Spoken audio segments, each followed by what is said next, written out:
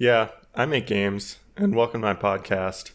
I'm your host, Miziziziz, and I'm joined by my co-hosts, Breogan Hackett. What do you do? Yeah, I make games. Adam Pype, what do you do? Yeah, I make games.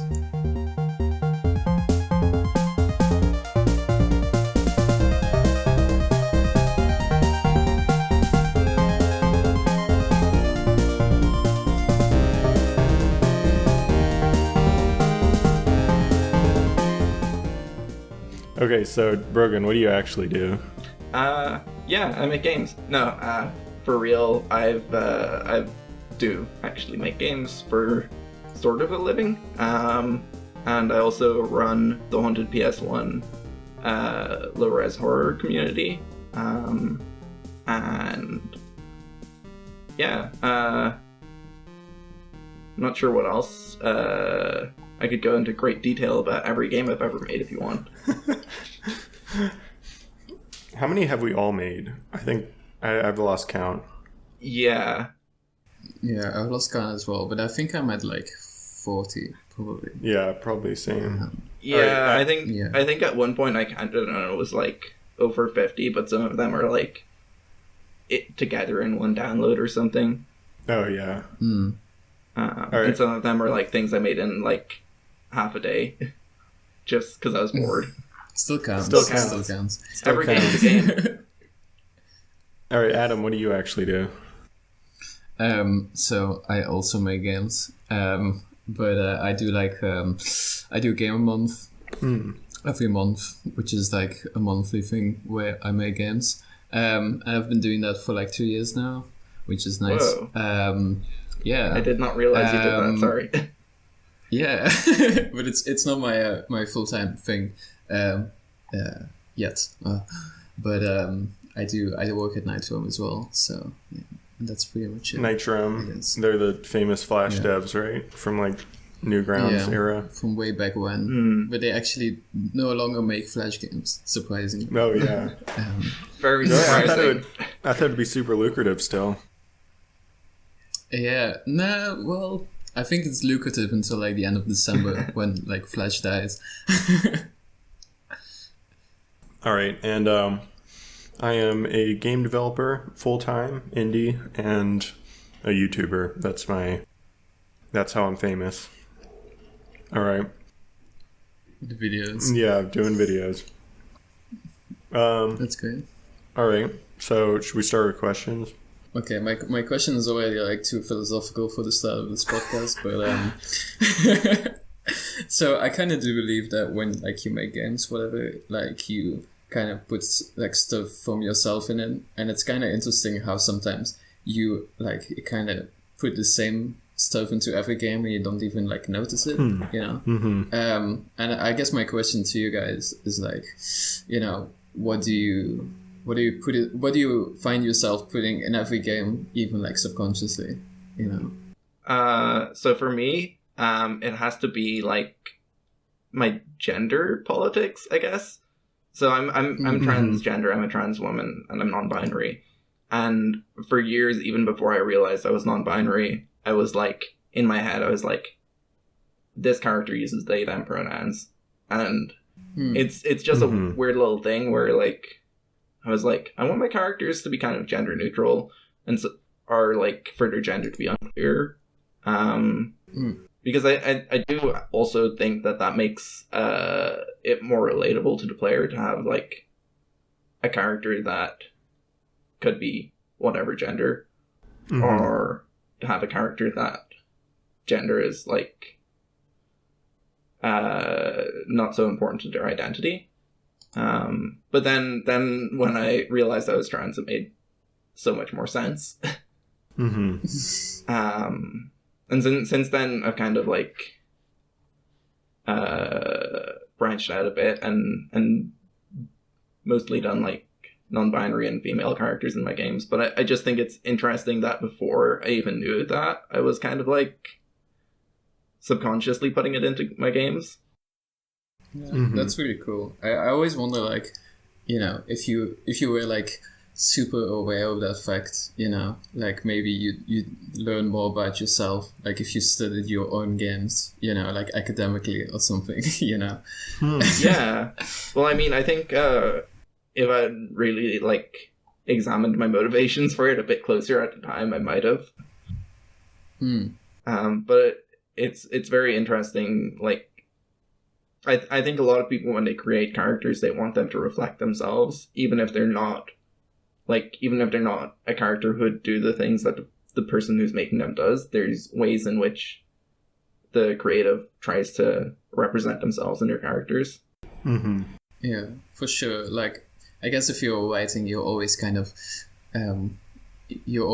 saying stuff the way you would say it, even if you're trying your best not to do it, you know. Yeah. Yeah. I feel like so. Do you? Yeah.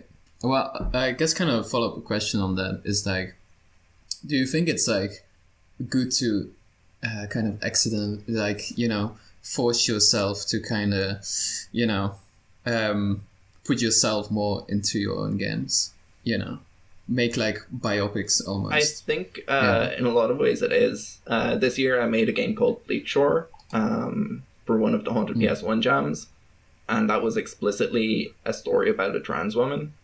And I know that really well as well. Like the anxiety and the fear of rejection that comes with being trans in a lot of circumstances, especially in relationships. And I think exploring that like made that game one of the highlights of my year. And I've seen so many other people relate to it as well. And I think it was definitely very much worth it to go and put myself into a game like that. Not that I'm actually It's really the character. interesting how like other people relate to it, and it's almost like, you know, a way of communicating with people. Yeah, and like for like very specific emotions, kind in of. like the comments and ratings on itch.io, people like I keep seeing people being like, I could relate to this so well, and that's cool. Yeah. And so what about you, Miz? Oh, like, what kind of stuff do you see like in your games constantly that you don't notice? I mean, I would say every game I've done, I've always tried to have a unique twist. I feel like everything needs to be unique and stand out, and I can't do like something that's been done before, you know? It's got to be unique and special. And maybe, I mean, I could like look at my past and be like, yeah, I've always wanted to stand out in a crowd, which I mean, I do because I'm 6'6", but like, but like, yeah, I always want to be like unique and stand out. And like, I think every game I've done has always had like some kind of unique twist to it. So yeah, I was thinking that about your work recently. I think it was one of your YouTube videos I was watching, and I was like, damn, Miz always puts twists in this game. yeah. What a cool guy. Yeah, which is awesome. I mean, I love the twist always, but I wonder, is that something you've been doing like ever since you made your first game, or was it like something you found yourself suddenly like, oh no, I want to stop making games that already exist, you know? No, it was literally my first game. Yeah, I was always like obsessed with, like for the longest time, I was always obsessed with like innovation. I have to be as innovative as possible. Everything has to be unique and stand out. I think because I watched the Indie Game Movie or something, and I like saw these, you know, platformers with unique twists, and I was like, whoa, so innovative, and that's how you get famous and successful, right? So yeah, that's really interesting, because like me personally, I kind of struggled with that a lot in the beginning, because I guess I wanted to do like innovative stuff, but I was also just like obsessed with like remaking games I liked, which I kind of see people do quite often, I guess. But it's like, and I really struggled with that because it was really alluring to kind of just make something that already existed, you know? But then like, I think when I made like Dungeon Schmucks, which was I think my 10th game or something, just before it I made Tonsil Terror, which was kind of like a new thing. And then, you know, then I made Dungeon Schmucks, which was just like a dungeon exploration game, right? And it just felt like so horrible to work on that, because it was like, why am I making this? You know, this already exists. And then I swore to myself to never, try to make a genre game again, Yeah, the one thing I'd say about twists is that, like, a lot of people, when they are thinking of, say, a game for a game jam, they'll be like, what's the twist? And they never think of the contents of the story as being the twist. It's always a very mechanical thing. Yeah. Yeah. But I do think actually, Miz, your games, like, with the stories in them are always a bit of a, like, fresh twist, especially on, like, sci-fi themes that I've seen you do. Uh-huh. Just wait till you see the world building for my game I'm currently working on. It's gonna be some cool stuff. And it's also I think it's like, it's good if you like give, you do the twist in your game as well. Like you start with something generic and then like a twist kind of, so the people actually like seeing the twist, and I guess in that sense, like the story can be kind of a twist, because you often see like, I feel like a lot of game jam games are like the whole concept of the game is the twist, but then, they never give you like the space to appreciate the twist, as soon as you start, it's already twisted, and then there's nothing to do in the game, it never, develops further, I guess, if that makes sense. Well, with a jam, they're kind of forced to like do the most interesting thing right away, so people actually like play through it. Otherwise, they'll get bored in like 30 seconds and not leave a review and like that. Yeah, too.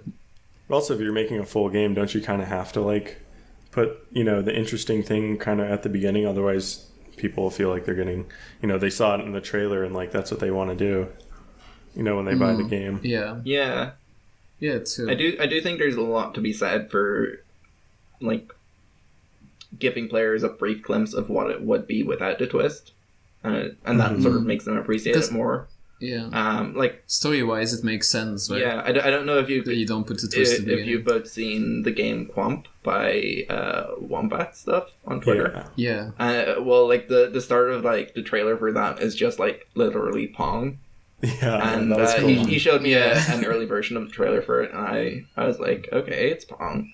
And then the ball just like flies out to the side of the screen and starts going on an adventure, and it's like that's the like feeling of wonder you get when a twist is pulled off really well. Yeah, exactly. And wouldn't have worked if it was just the ball going on an adventure. Yeah. Like it needed to be contextualized as this was Pong, but now it's not. It broke free. So my first question is, what's the most hacky thing you've done just to get a game finished? So, literally yesterday, I was working on my game. I mean, it's not finished, but it's a pretty good hack. I had this bug where if you shoot a grenade straight up, the grenades have like a motion trail on them, so you can see where they're going, and like a trail renderer kind of thing, except in a different game engine. And there's like this bug, if you shoot straight up, the trail glitches out and goes like a mile off screen, so you have this line going across the sky. And so I didn't know how the trail code worked because I just pulled it from some asset library. And I didn't want to dig through all the code to figure out how it, what was going wrong. So I just made so the player can't look straight up. That's a good rule in general in first-person games, though. Like, there's very little need to look directly up. Yeah. I just locked it to 89.7 degrees. That's the max on the x-axis. That's good. And then you can also, you don't have to finish your skybox. Because, like, the hardest part of the skybox is always the top. But then, I think with the field of view, you can still see the top of the skybox, unfortunately.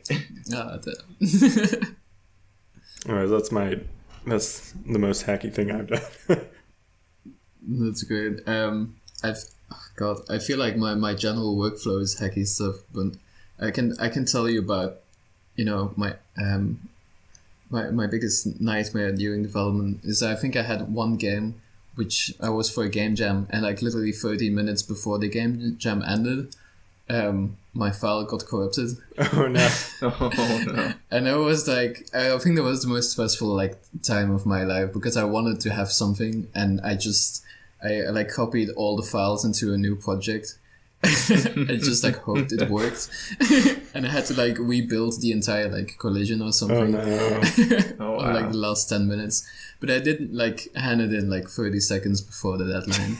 So that's one of my biggest Well victories, I think. Game jams are too stressful.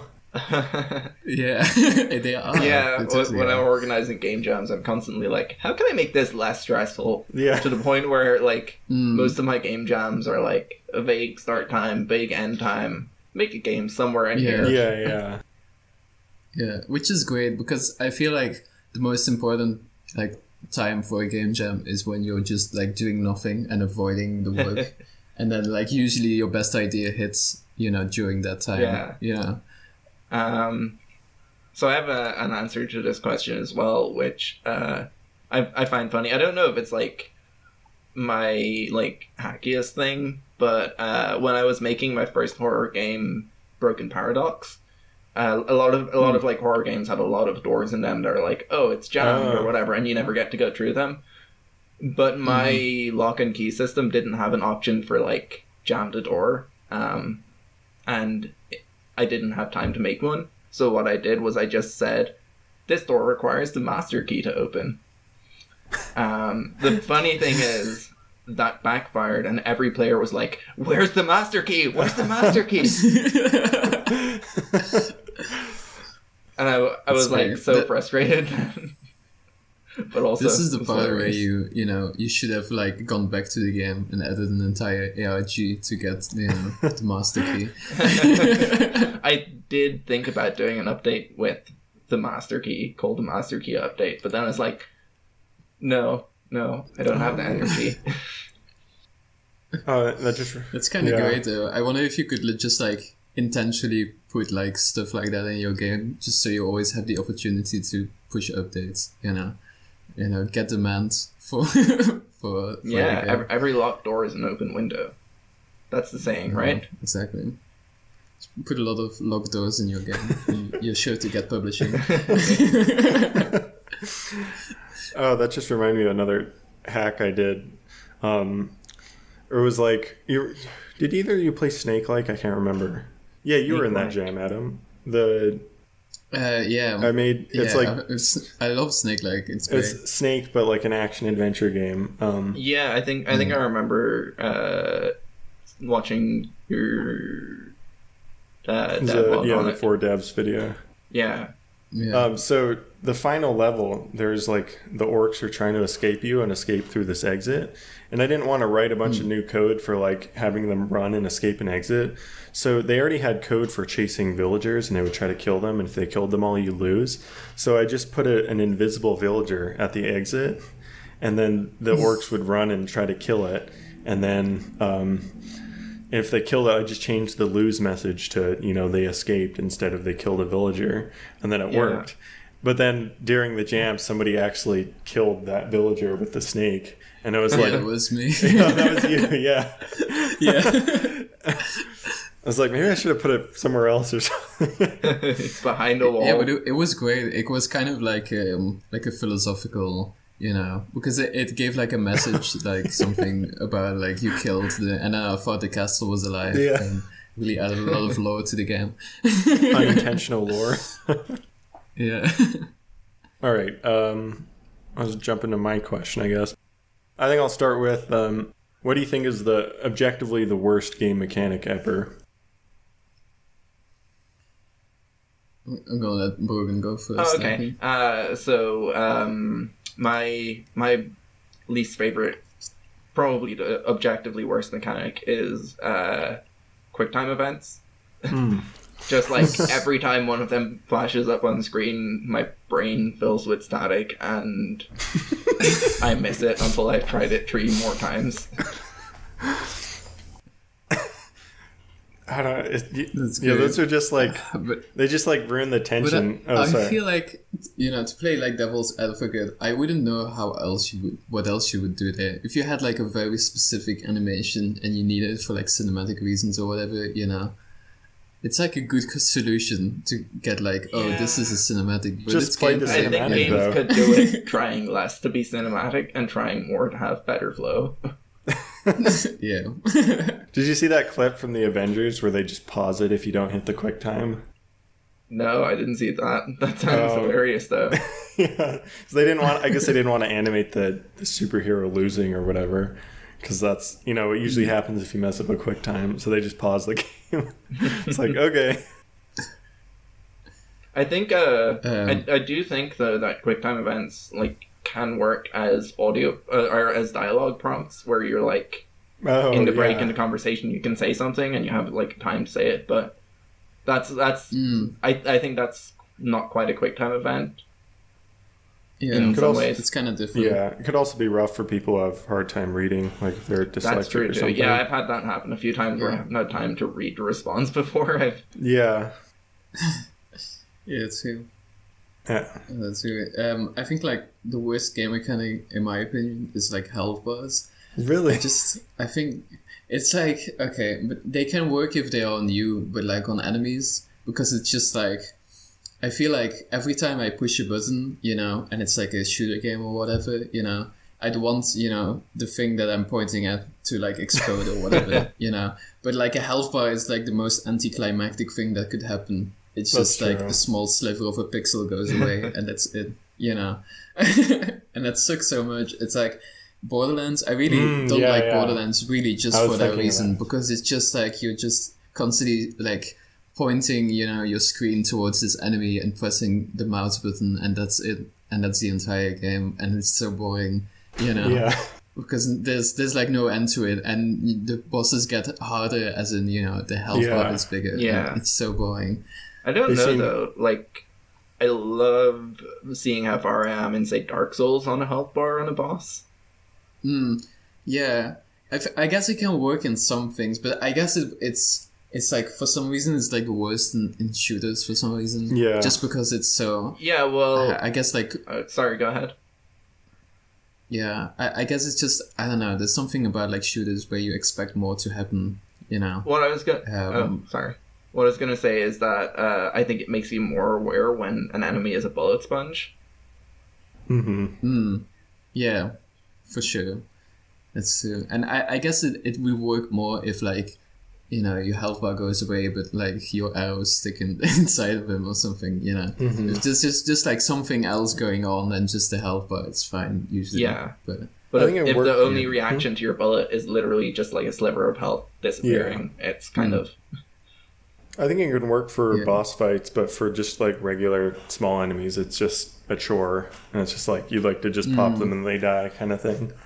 Yeah. Yeah, for sure. It's really, I feel it's mostly about like overstaying its welcome, I guess. If it's too long, it just gets really fucking boring. Yeah. But I guess that's true for most different games. So. Let's see. I think the objectively the worst game mechanic ever has got to be random encounters. The only reason they've ever existed was because of technical limitations on old consoles. But because there's a lot of famous games that had them, now people are like, oh, that's what made them good. So when we make JRPGs now, they got to have lots of random encounters, and it just takes you so much out of the action. It's like, I want to see what happens next in the story, and you got to like walk somewhere, and then every 3 steps it just play just the music, and then 10-second intro, and then you like mash the X button to like one hit all these enemies, and then it plays like a 20-second outro, and then you're back in the regular game. You walk 5 more steps, and it happens again, and it's just like the most annoying thing.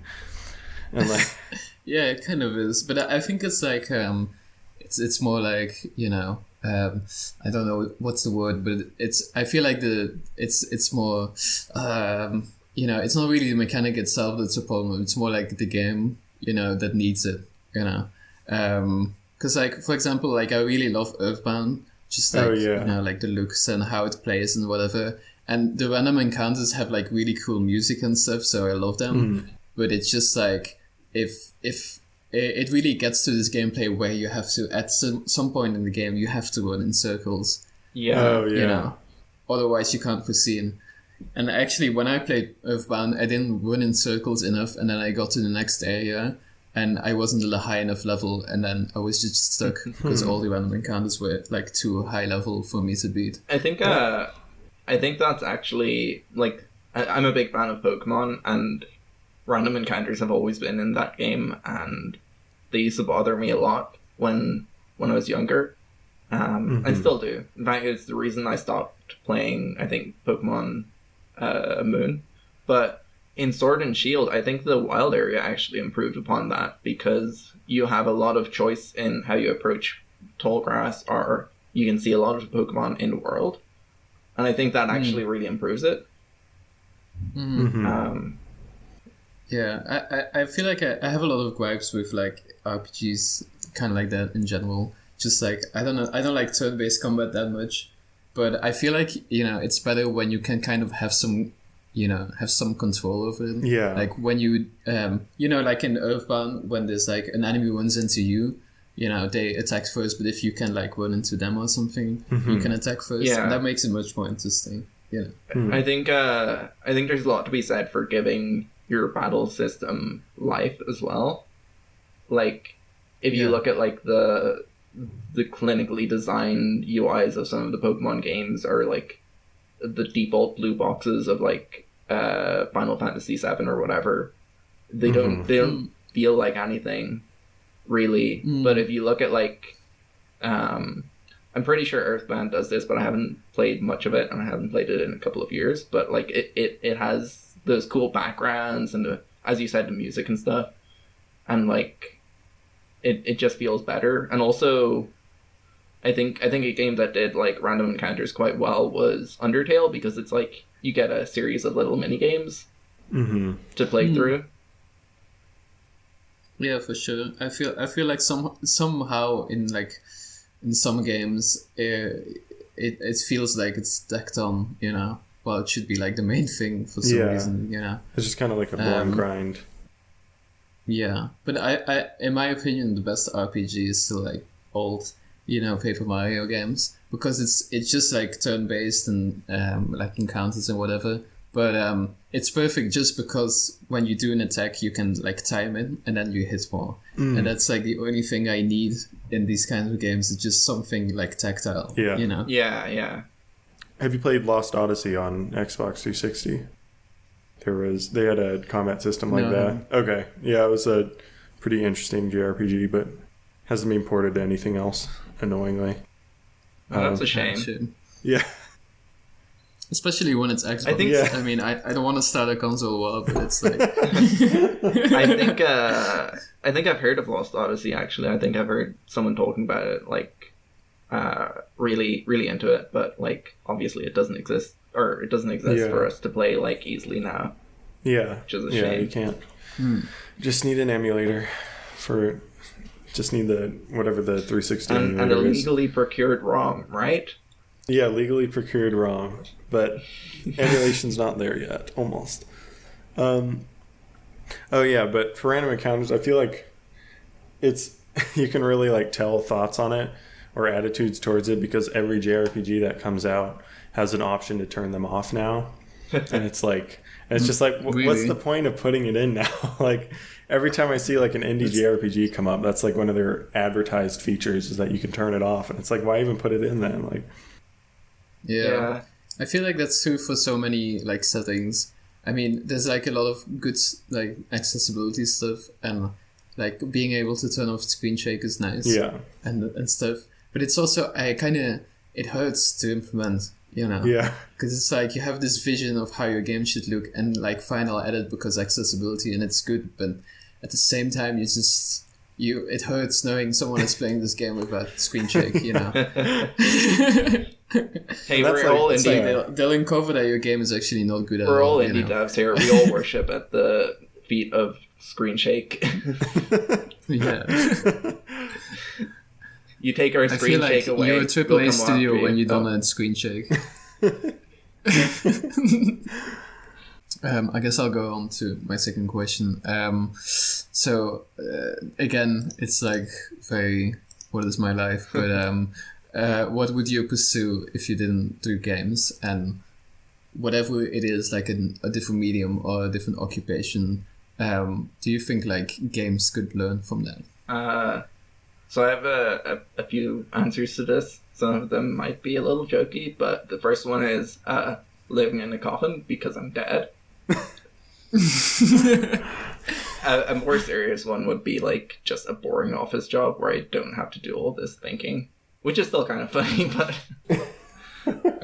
That's interesting though, because like I wouldn't, if I do like a job where I didn't have to do like a lot of thinking, I wouldn't pick like an office job because that's already pretty close to what games is. Yeah, you have to sit behind your computer all the time, actually, that's true. Now that I think about it, when I do like think seriously about like if I were to change career, a lot of the time I'm like, I'd love to do something outside so I could come home and like sit in front of my computer and feel not bad about sitting in front of my computer to play games after a day's work sitting in front of my computer making games. Yeah, definitely. So like gardening or something could be pretty cool, but also a lot of those jobs are fairly low paying. Yeah. But I think... I hope they... go ahead, sorry. Yeah, I hope they one day like figure out some kind of really like comfortable working station that's not super awkward that you can just do outside. You know, that would be incredible. Yeah, I think like games could totally like learn from like gardening. I think there needs to be gardening games. I had a cool idea a while back for one, but it would take a lot of effort that I don't think I could make it myself right now, but it's an idea that's floating in my head at least.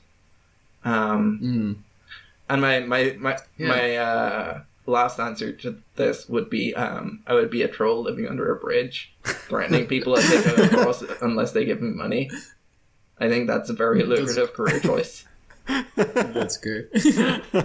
But I feel like it's also a double thing, because I feel like a lot of the other options are just like escapism to, you know, like sitting behind a computer and doing creative stuff. But then at the same time, it's probably like more stressful because, you know, if you're doing like a really dumb job or something, you know, not they are dumb jobs, but if you just pick something because you think, oh, I wouldn't have to like actively think about this while doing it. Maybe like while you're doing it, you'll constantly be thinking, why am I doing this? Yeah.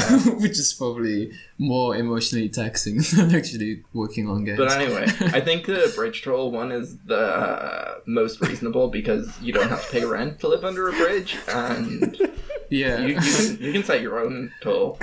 If people don't have 100 euros to give you, that's their problem.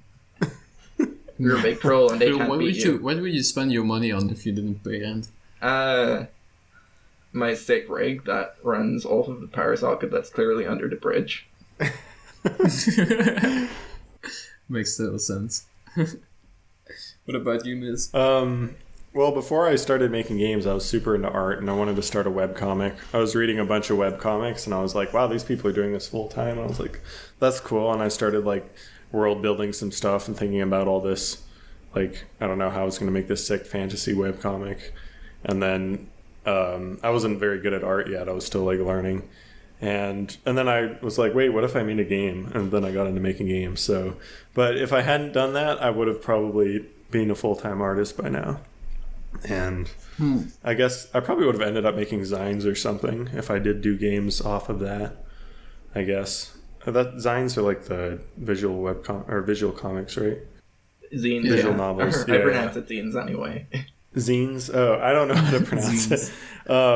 You should totally check out if there's like when people can go outside and go to events and stuff again, you should check if there's zine fairs in your area because they're really cool to go to. Zine fairs?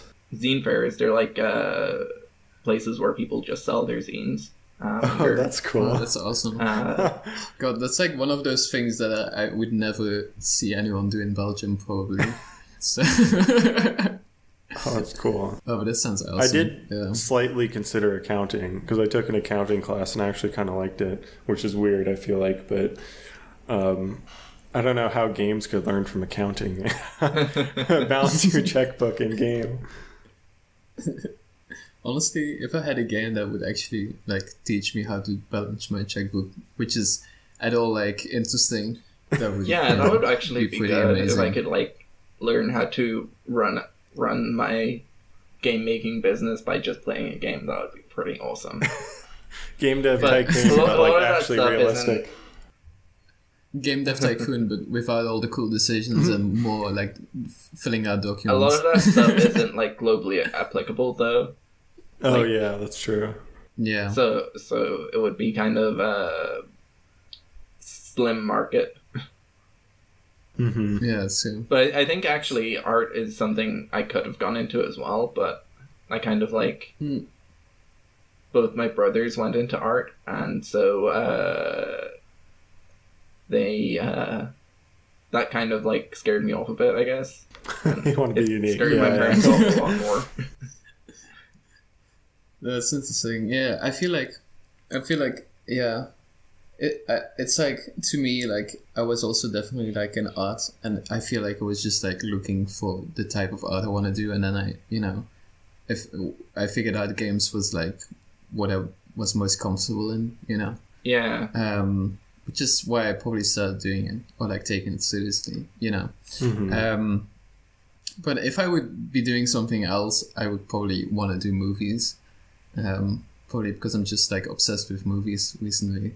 And it's like, you always used to be like, oh, games are so much better than movies. There's so much more you can do in games than you can do in movies. And now lately, I'm like watching movies like, oh, you could never do this in a game. Well, the thing is, there's so much more you can do in games than you can do in movies. But none of those things are being done.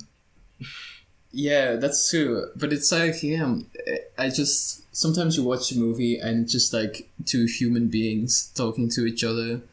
And it's like, yeah, I could do that in games, but like, I don't know. Yeah. I want to, it's so hard to do. Like, either you make your really shitty human models, and then like making it not look goofy is incredibly difficult, if you want to do like something emotional or whatever. Or you go like super big budget and then you can get away with it. But at that point, why not just make a movie, Then there's also the problem, you have to make it interactive. And it's like, what if they don't choose the coolest option that's going to be the most emotional or whatever? Yeah, exactly. Yeah. It's great. I mean, I think that's like, I feel like you should be doing with games what you can't be doing with movies, instead of like trying to, get movies to work in games, But, yeah, it is frustrating, sometimes. But, yeah. All right. So I guess I'll ask my next question now. Yeah. Go ahead. So my question is, you've been approached by a AAA company and given a massive budget to make whatever you want, but it has to be an adaptation of an existing IP that doesn't have games already. What do you make? I think Redwall. I don't think they have any games for Redwall, but I like Redwall. What's Redwall? Okay, so it's like fantasy, but with animals that have swords and stuff. And it's kind of like they're children's books, I guess. And they like live in a forest and they have this castle called Redwall, and they all get attacked by like evil creatures that are also animals. And I don't know, I always thought it was really cool. And then I saw what's the rabbit game, Overgrowth, right? And I was like, oh, that's what it could be, something like that. And then I don't know, I always thought for a long time I was like wanting to make like a Redwall fan game. And then I just thought it would be cool to have like, I don't know, like a game where he plays a squirrel archer and you like run up trees and have to like, jump off of them, run off trees, jump off, like acrobatic stuff, flipping through the air, shooting arrows, that kind of thing. I think there is a few games that are like inspired by Redwall. Like the one that comes to mind is the board game Root, which is really good actually. But board game what? Root? It's called Root. You play as like one of 4 different factions in like a forest, and each of the factions is different kinds of animals. So there's like the fascist cats and the aristocratic birds, and there was like the woodland creatures who are rebels against those 2 groups, and then the last one is you play as like a bandit who's a raccoon. And you basically play your own little like tabletop RPG around other factions, doing like jobs for them and fighting them and stuff.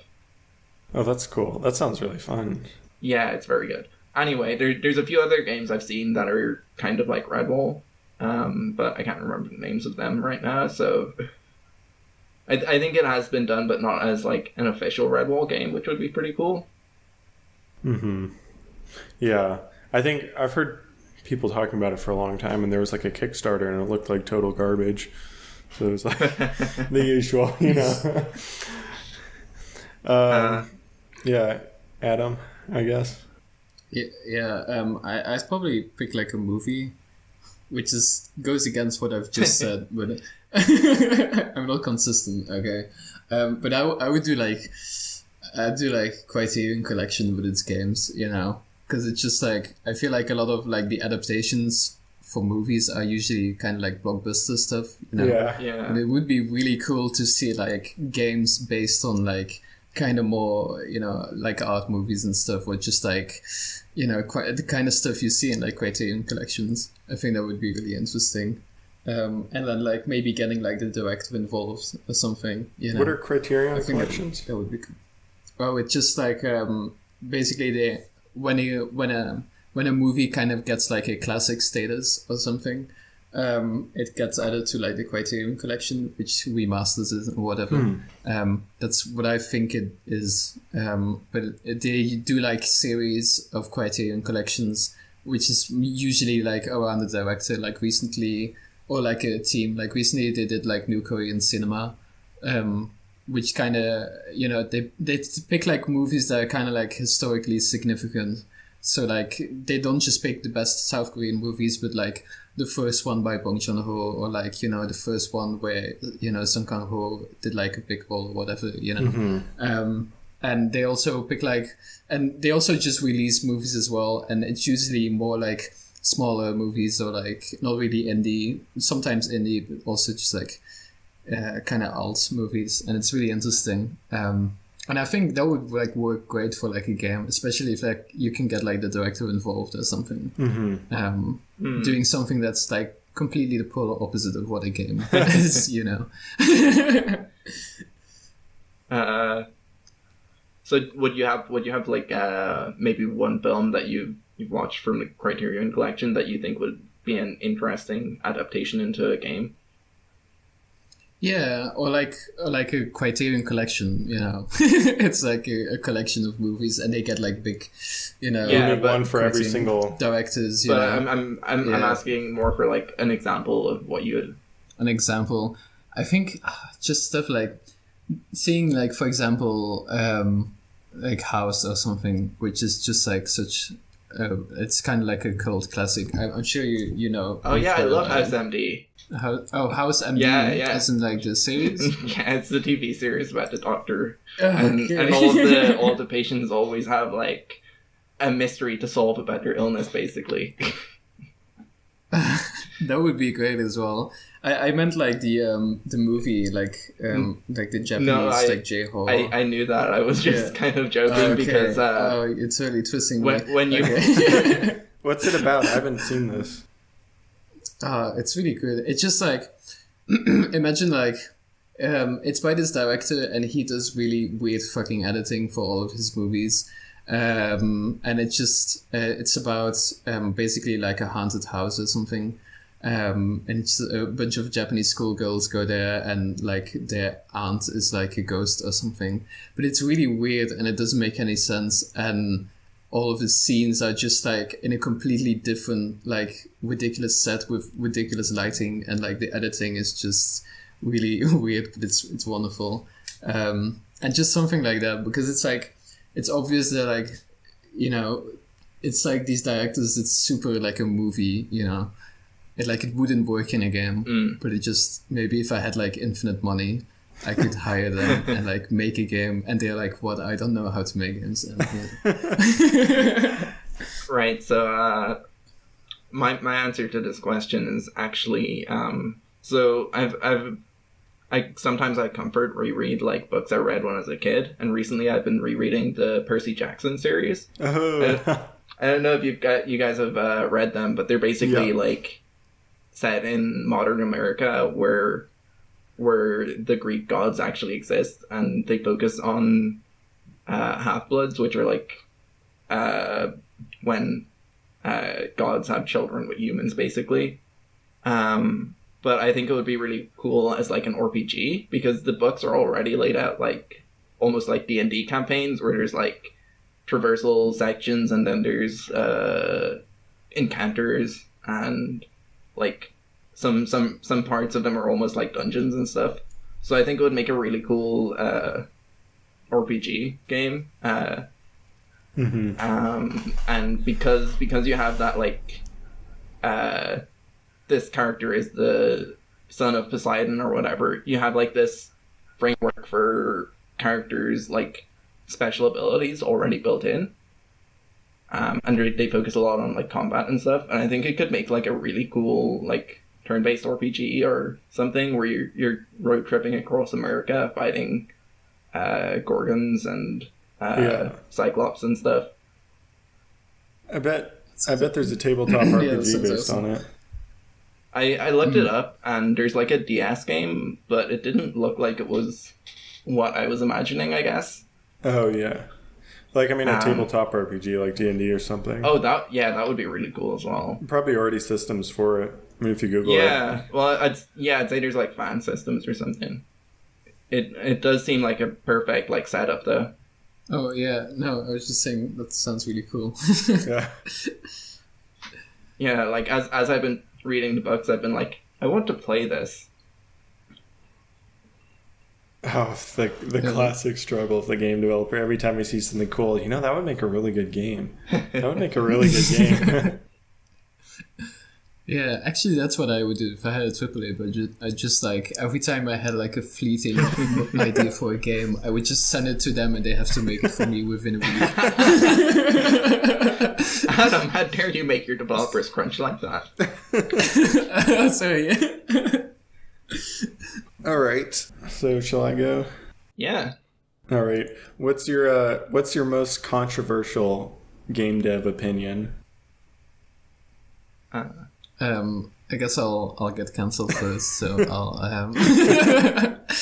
I guess it isn't really that controversial, I think, among game devs, but I really like, the more I think about it, the more like big games are kind of worthless, I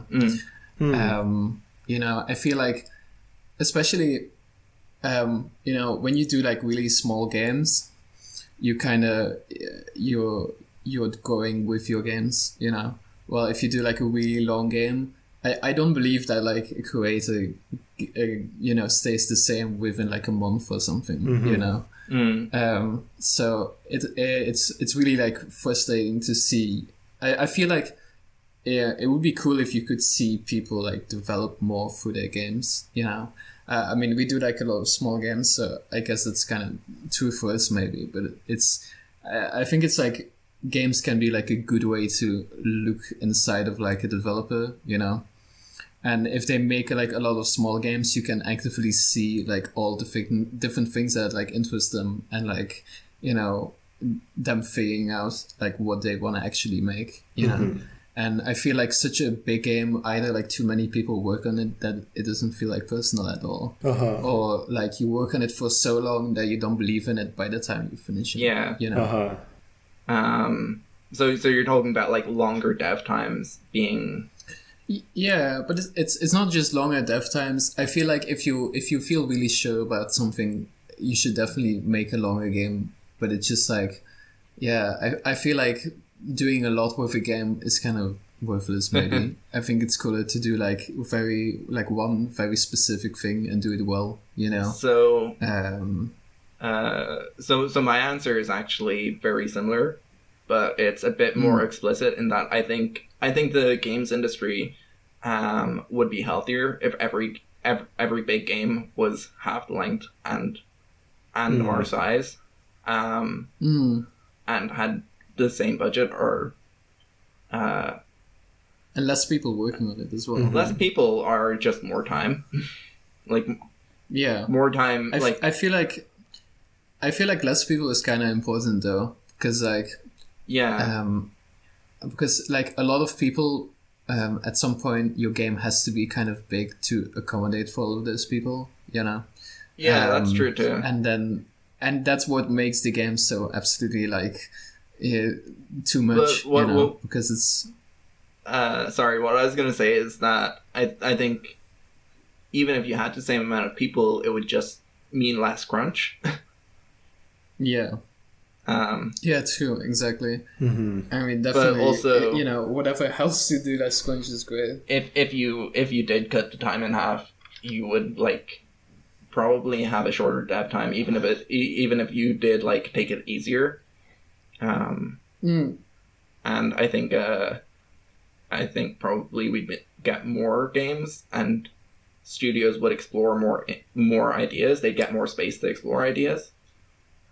Yeah, for sure. And also, I think it's maybe it's more like a bigger movement where maybe we need to convince consumers to want to play smaller games. Yeah. I don't think most people finish most big open world games though. Yeah, for sure. And that's one part of it, but also another part is with movies, for example, you can create kind of a really with kind of low budget and one person doing directing and all the people doing, it can be really small teams and really low budgets, and it can still be a fine movie because the only thing that people want in a movie is 2 hours, Yeah. And that's great because the consumers are super ready to pay $7 to see something that's 2 hours, And if we can get to that point with games, we could be making so much more games and exploring so much more ideas. Yeah. Supergiant's been doing pretty good with their whole no crunch thing, and they're releasing a new game every year or two, it seems like. And it's Sorry. I was just... Go ahead. I got nothing. I just saw yesterday, I think it was, someone saying about how they have a no weekend emails rule and basically forced time off. Mm-hmm. Yeah. Yeah, and it's really I feel some of the most beloved games are actually really small games, because especially back in the day, I feel the game industry is definitely developing, converging more to longer stuff. But I feel in early games, you had super good Nintendo games, but actually they had 10 people working on it or something, or 5 people working on it, and that was normal back then, and that was a DS game. And now suddenly that's illegal or something. I don't know. It wasn't the first Doom 4 people or something, 5 people. Yeah. 1 person for the game engine. I'm sure WarioWare even, which is kind of a huge game, but it's really not the team was really kind of small actually. Yeah. Yeah. And that's also what made it so good, because the less people you have, the more the more vision there is to the game. More focus. Yeah. Yeah, which is great. So I guess this isn't really that controversial. I don't know. But the gamers will hate us for sure. We're all game developers, so thinking about dev cycles like this is we're closer to it, whereas gamers are further from it, and they just want lots of people to throw lots of energy at making the most impressively graphically impressive longest game possible. Mm-hmm. Yeah, and but it's done right because the reason for that is because we have to pay $60 for huge games, But if we all did a bunch of small games and it was totally normal to pay $5 to $7 for something that's 2 hours, which movies is, then that would be amazing. I feel as a dev, my expectations of games have changed also. Before, I used to be I want some massive game where you can go anywhere and do anything and break everything and create anything. And now I'm just I just want some small thing that's fun and interesting and does something cool. And it's for sure. If a game's gonna let me do everything, it needs to provide it as a sandbox and not as so structured an experience.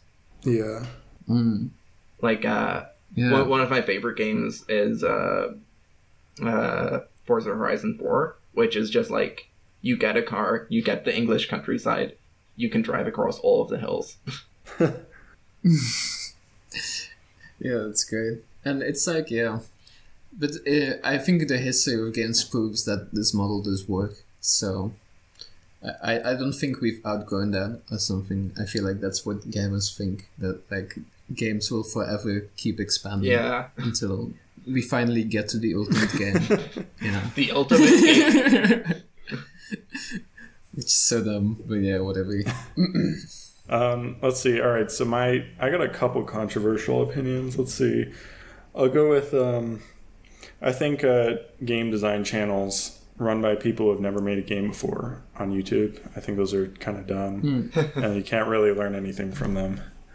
Yeah, I've seen a few game channels where it's like this person doesn't have a link to any game they've made, and they also have 10 projects on the go. It's like there's like this game you can play with like YouTube game developers where it's like they do like a few game jams, and then every single one of them always eventually releases a video where it's like, I'm going to make my dream game. And then like it's just it's so painful to see. You know? Oh man, everyone's making their Magnus Opus dream game. Yeah, actually that's another opinion of mine that might be controversial. It's that you shouldn't make your dream game until you've successfully released. If your dream game is going to be commercial, unless you've successfully released some commercial games already. Yeah, I would go even like more extreme than that and just say that like your dream game should never make your dream game, because it will never exist. By the time you'll have enough experience to be able to make your dream game, you won't want to make your dream game. It won't be your dream game either. My dream game when I first started was an MMO with super cool melee combat. Now I think back to it, I'm like, that was the dumbest idea.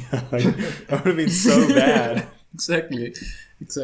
And see, it's like, that's like, again, like, you know, like my thing where it's like, it hurts so much when someone is like, I'm gonna work on this for a year, but because you'll know like by the half the year they'll realize this is not what they want to be doing. Back to the game design channels. I feel like a lot of the channel, it's like people who really like playing games, and so they make videos talking about game design, but then it's like they've never made a game, so it's like it feels like a lot of these videos, like somebody teaching guitar, but they've never played guitar, so they make an hour-long video essay on why it's important to tune your guitar. Thing. Everyone in the comments is like, "You're right, I'm going to make my dream game as well," and it's just absolute slaughter. It just but it's like, you know, somebody who hasn't played guitar, and so they make an hour-long video essay on the importance of tuning your guitar, and they show all these like musicians, and it's like, see, they tuned their guitar when they play, that's why, and you can see their songs are great, and it's like, if you've ever played, you're like, that's not what, like, how is that useful in any way for you to say this, like, and that's just what a lot of these like game design videos feel like to me. I've definitely seen a few videos where it's like, that should just be intuitive. Especially like, if you've made like one game that is intuitive and it's something that doesn't need to be pointed out.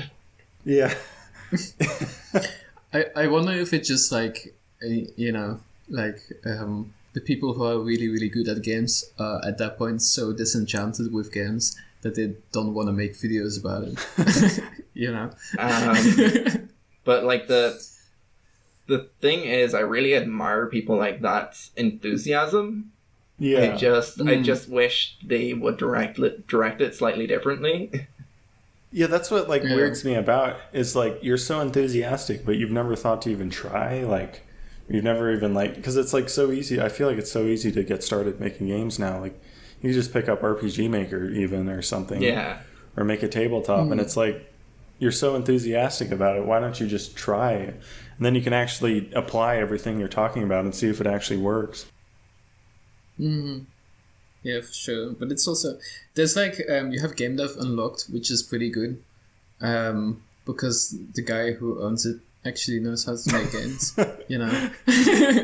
And his videos are pretty good, but then he has like the energy of being so good that he's kind of full of himself, you know. Relatable.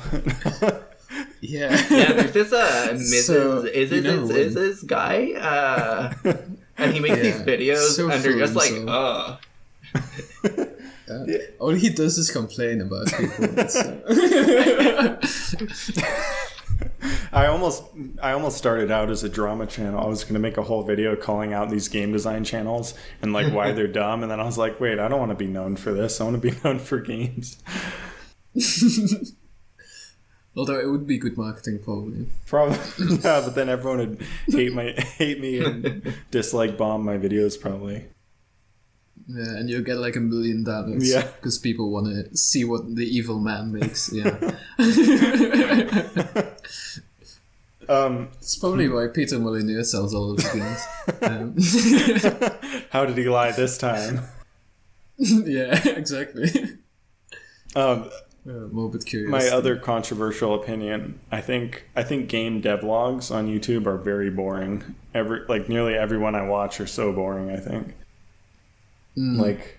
Yeah, I think it's really hard to do. I think it's only interesting if you like only show results or something. You only do what? I think it's like I think you can make it interesting if you either only show results and like make it very quick and snappy. Yeah.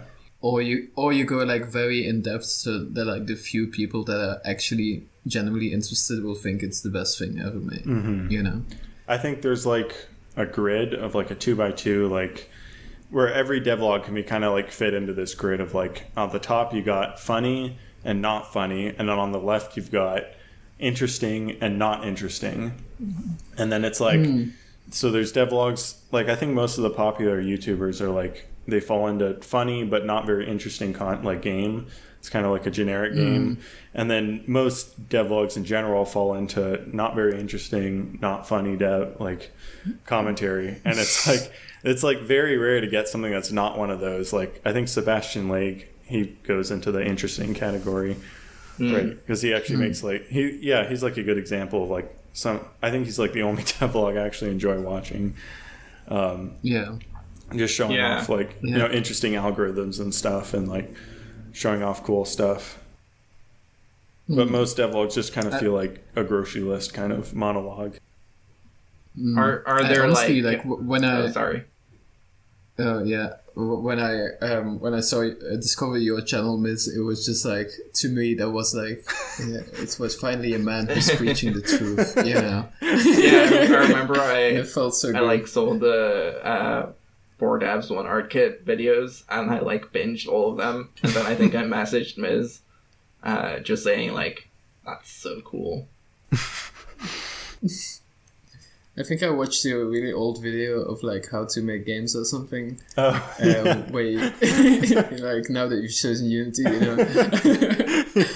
and then I subscribed pretty much. That was my first thing that went viral because it started as an Imgur post that gained like it got like thousands of upvotes or whatever it's called on Imgur, and then I deleted it on Imgur. All right, well that's all then. Anything anyone wants to promote? So you can find me on Twitter at Breogan Hackett. That's spelled a bit weird. Breogan Hackett. And you can find me on itch.io at boaheck.itch.io. BOAHECK.